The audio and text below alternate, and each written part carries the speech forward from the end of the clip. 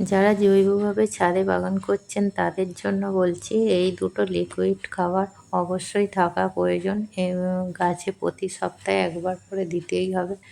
না দিলে গাছ ভালো থাকবে না, সুস্থ থাকবে না, আর ফুল ফলও আসবে না।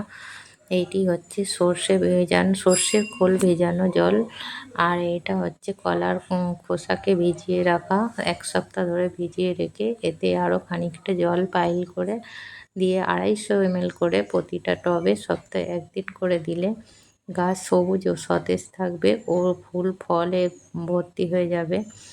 এই দুটো জিনিস অবশ্যই থাকা দরকার ছাদ বাগানিদের জন্য।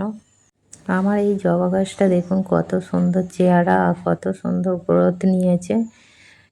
জবা গাছকে রোদ্দুরে রাখুন আর সপ্তাহে 1 দিন করে এই খোল ভেজানো জল দিন, আর দেখুন এর চেহারা কত সুন্দর হয়।